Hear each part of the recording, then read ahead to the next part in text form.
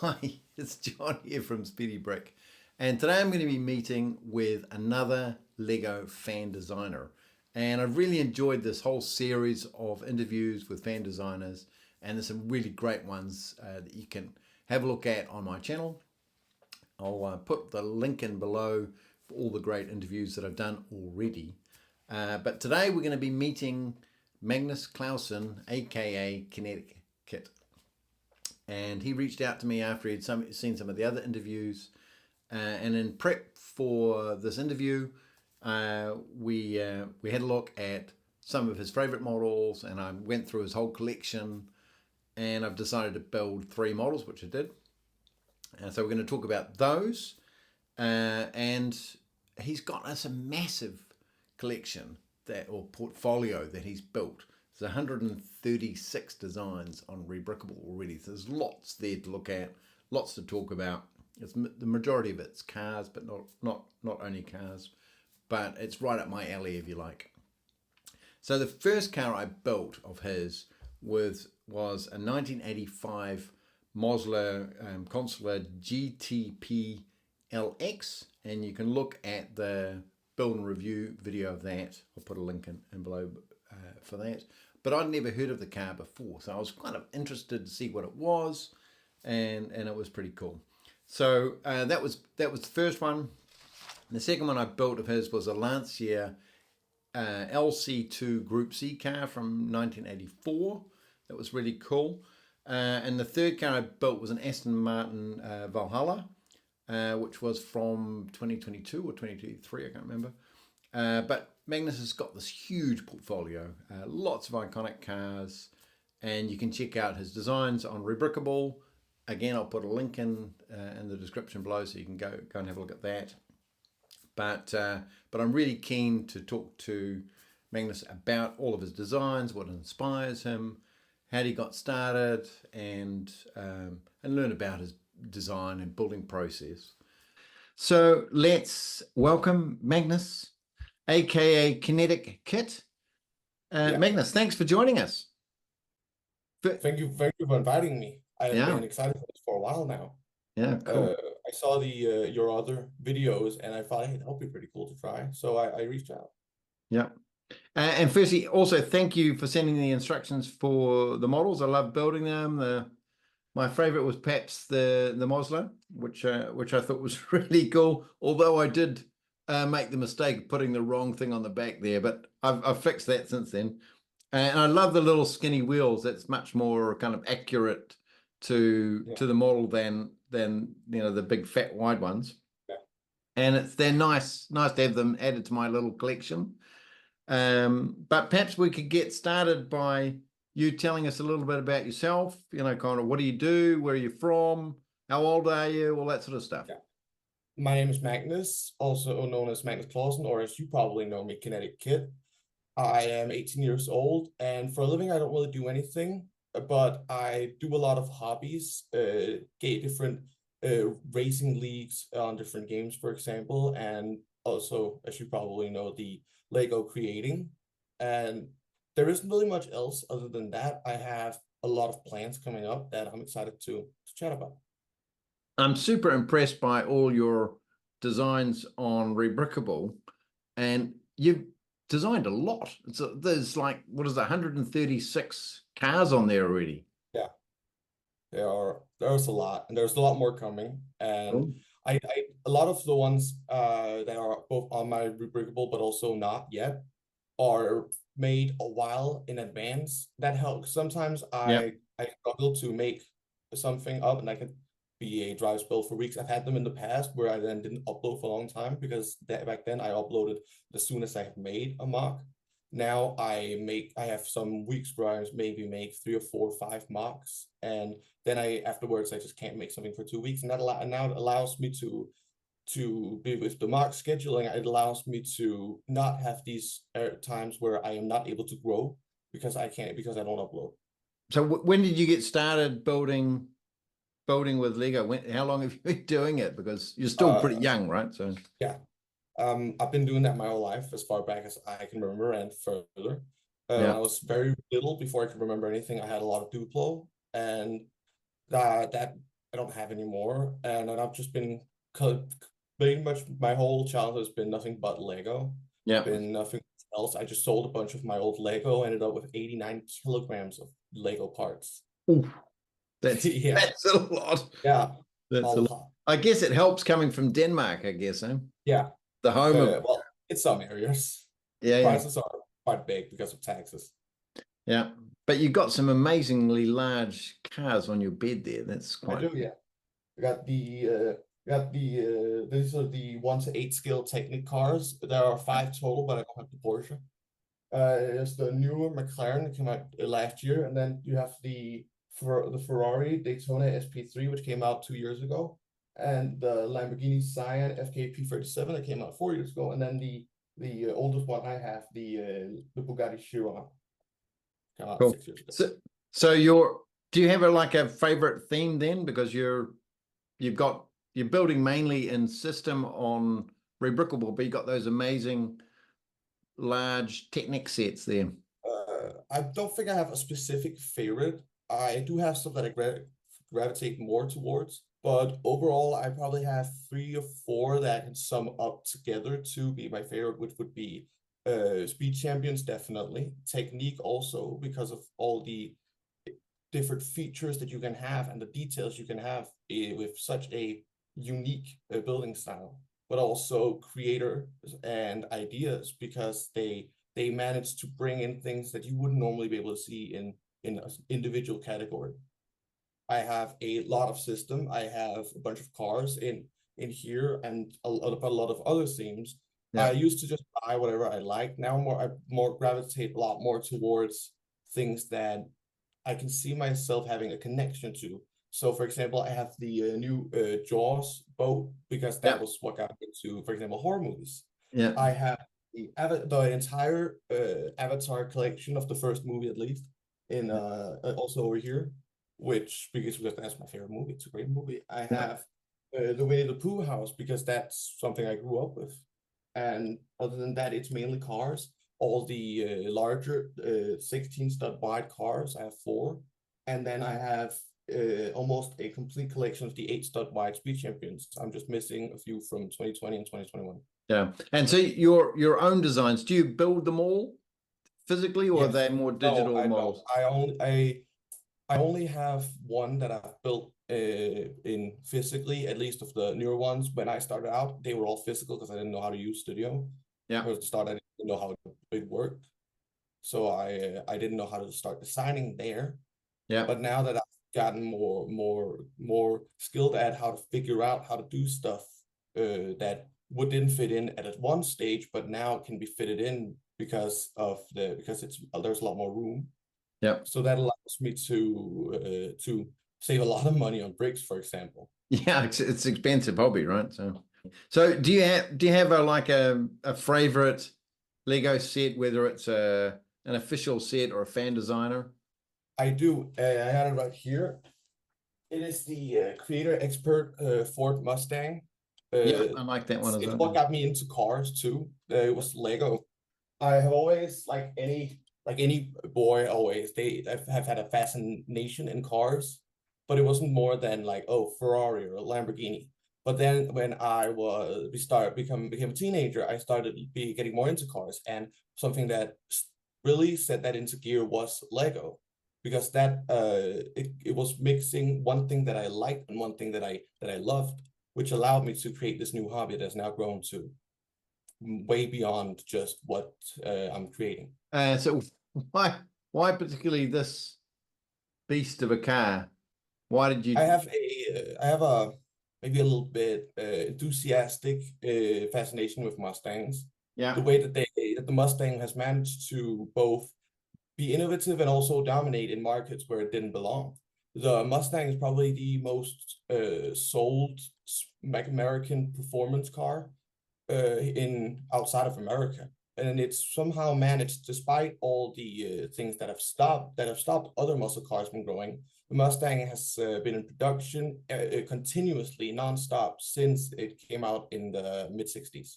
Yeah, it's a pretty cool car. That's for sure. So I noticed that one of the things that you you don't have on most of your models, you don't have any decals or stickers or anything, right? So on your designs. Is there a reason for that? Is it just because you like this kind of the brick built design elements, or? I think it's a mix of a few things. One, the third party aspect has never been appealing to me. You already have to want to one place you have to get instructions, on another you have to get the bricks. And having another party introduced that has never been appealing to me because it complicates it.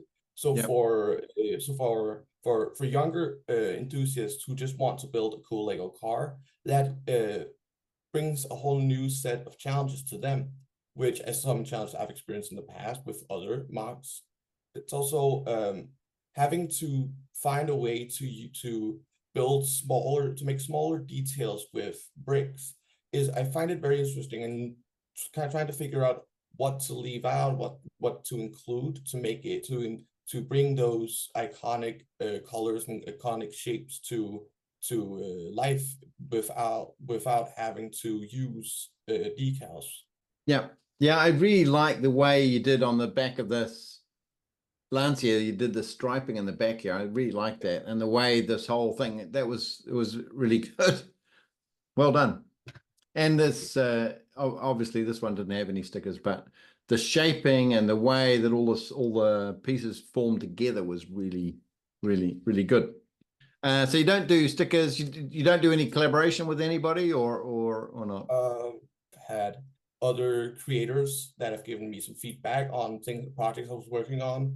Back in the day, that was Case Bricks. I did a collab with him, which was Yeah. a Formula Drift version of my Nissan 240 Mark. Cool. And other than that, I've and more recently in the past year and a half, it's been NV Carmox who has been giving me quite useful feedback on different things and helped me grow also with different. Yeah, Nard is a really good designer, right? He's got some really clever techniques. You're obviously investing a lot of time and effort in creating all these designs on Rebrickable. How much time do you spend making each one? Does it take you long to create a new design? It really depends. Not much on the car itself, but more of when I feel like it, because when I make mocks, it's more of a, do I feel like making it? I have so many different types of mocks that it's really easy for me to find something that I haven't made that I know how to make, but it's more, do I feel like it? Because it's not something when you feel like doing it and don't feel like it. When you have those, it just takes a long time. I have a lot of mocks that I haven't been able to finish because I just ran out of ideas or ran out of motivation. Yes, so sometimes it can take hours, sometimes it can take days, sometimes it could take months or longer, in fact. So when you go through your process, obviously you gotta come up with the first motivation is what car is it going to be. So how do you decide what cars you're going to build or design? Well, there are a few different ways that happens. One is when I just don't know and I just Google like sports cars or hypercars or muscle cars and look for something that I have an idea of where to start. And sometimes it will be just being out and seeing a car that I think looks cool, or a car that I didn't see, and then look at a specific part of it and say, hey, that technique and these bricks would create that perfectly.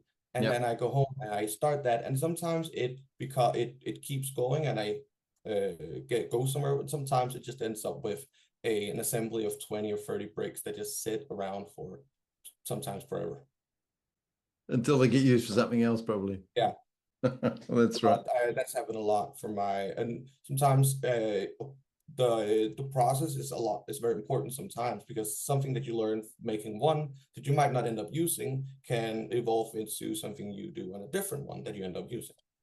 So what's your design process? Do you start digitally now, or do you start with parts?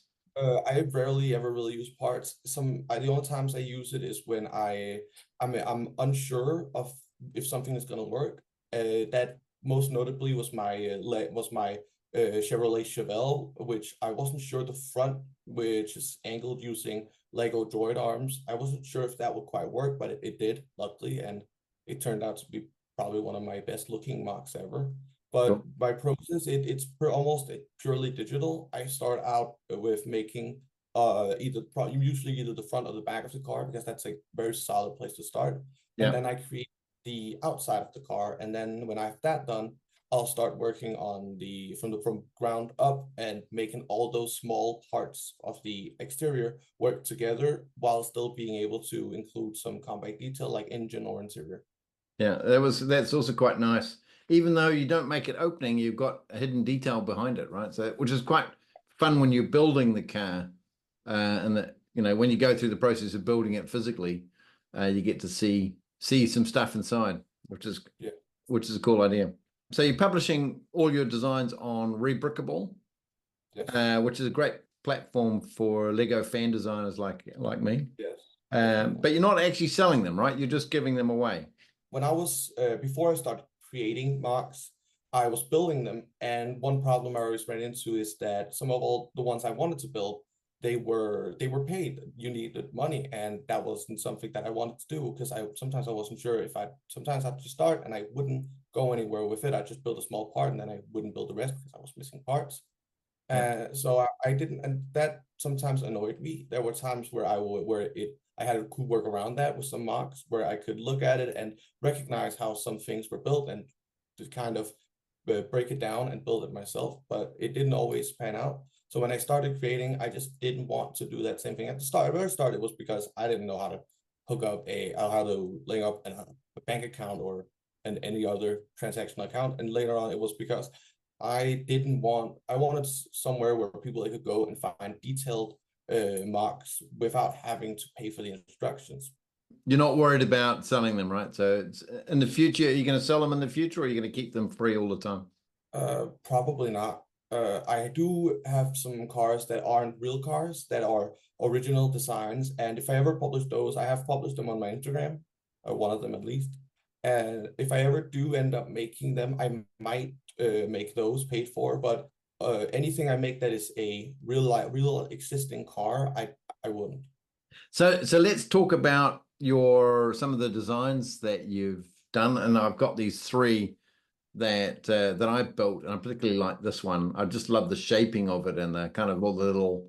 It's such an unusual car as well. I'd never heard about it beforehand, so kind of that sparked my interest in the first place. And it's got lots of nice little design details, and the process you've gone through is quite cool.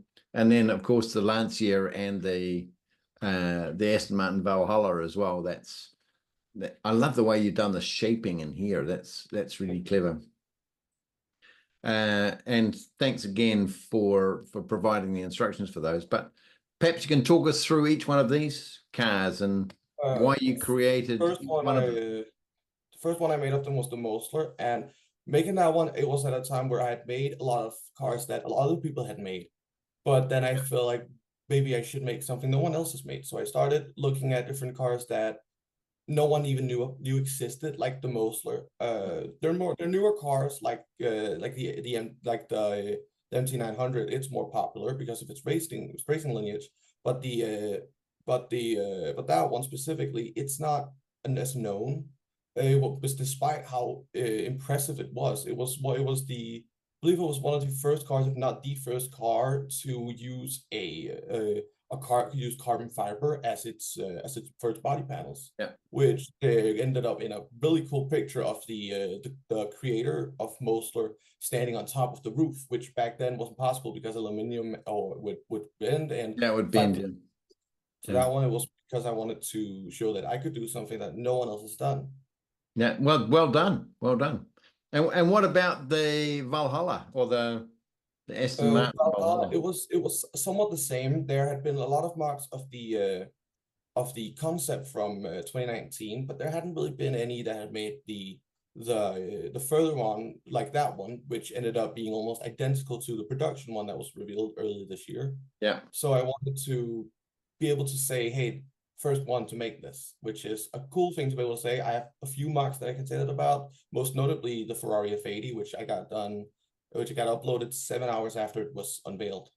So have you got some other designs that you want to share with us? Some things that you've been building or working on that you want to talk about? Well, I have nothing here physically, but I do have a lot of marks coming up. Some that I have talked about, or not the specific mark, but the overall theme of it. Yep. And others that I have planned for reasons. For example, in March, something that some people might be interested in, I have a good handful of Mustangs coming out, because that's a month where it was unveiled back in '64. But also because the 2025 is the 60th anniversary of Ford Mustang production. Like if you take one of those Mustangs as an example, how long will it take you to complete the design process? I already have, at least, I want to release 6. I have 5 that are completed. Just instructions need to be made for them.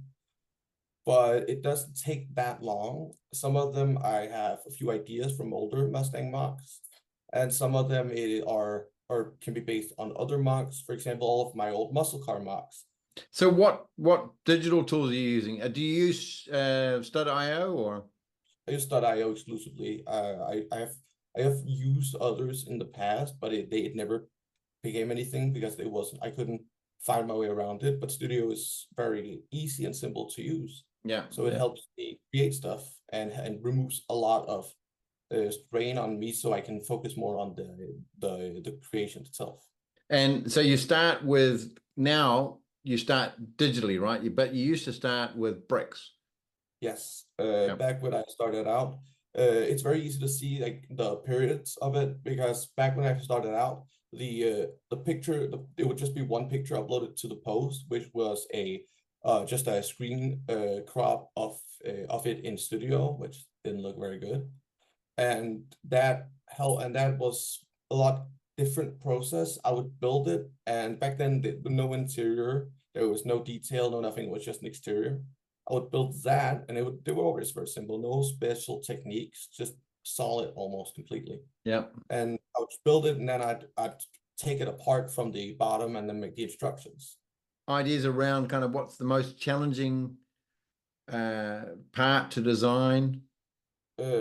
Small sections in cars that have very active shapes, no straight lines, no easy curves. It's sometimes very difficult. That's where sometimes slopes isn't enough, so you have to use different techniques to wedge it. Which a big place where that shows is on my Ferrari SF90, which the back it's made of, I think, 5-6 different sections that attach at some point down towards the bottom with different angles and stuff to create that very spread out and varying angle. So is there anything that you can't do that you want to be able to do, but just either the parts aren't there or you don't have a technique for it? There are some, yes. It's never really specific things. It's more small things I see every time I'm making a mock, like this piece of the interior or this piece of the exterior, sometimes the engine detail, because that's very compact and very little space you sometimes have. Yeah. So you have to cram, to kind of sit there and look at it maybe sometimes for a while and decide what's important to include and what happens if I exclude this. Will this then look weird? Has there been anything that you couldn't do it, that you were trying to do something you just couldn't do? Off the top of my head, I can't think of anything, but if I had to choose one, I'd say some of the cars I released in 2023 when I was starting to make that more detail. Some of the first mocks of mine that had some cool detail was the KineticKit, the CC cars, which because of the way I built back then, it was still very crammed and very tight packed. So the detail is very little, and if I built them today, I'd definitely do it very different. Yeah. But also in July, I released more mocks than there were days in the month, so they were a little hurried. And now that I look back at them, I look at them and like they aren't as good looking as I'd like. If you can compare my Rolls Royce release back then, the Rolls Royce, I think it was the Wraith.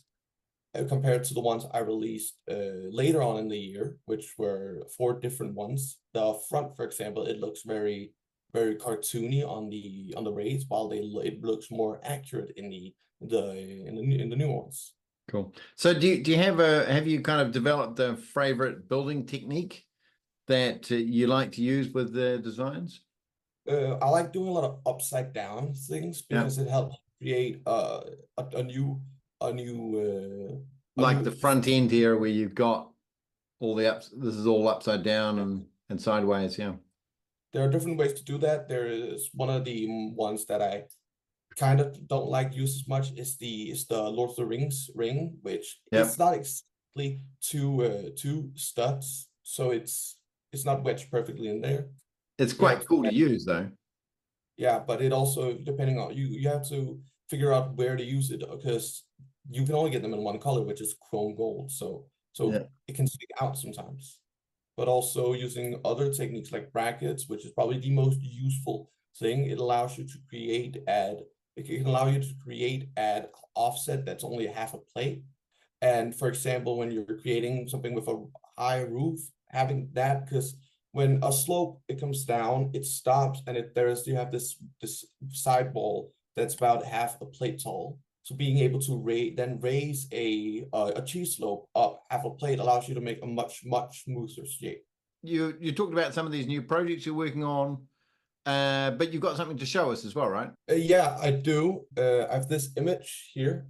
You know a lot about newer cars and a lot about revolutionary cars. You might recognize what it is. I can't wait to see people's guesses. Other than that, I have a lot of projects coming up. You're gonna have to wait around to see those. Okay, we're gonna wait and see. Well, thank you very much for sharing all these insights and your Lego journey. And it's really been really cool to talk to you and to learn about all your projects. I really appreciate all the time that you gave us. And, I hope everyone's enjoyed our chat. And of course, if they want to see more of your designs, they can go to your Rebrickable page, and you're on Instagram as well. I am, yes. Yeah, cool. So we'll put a link in for that as well. Thank you very much, Magnus, and thanks everyone for watching. And don't forget to give us a like and subscribe if you want to see more of these sort of interviews. And until next time, bye. Please click to subscribe for more videos and watch my build and review videos by clicking here. Thank you.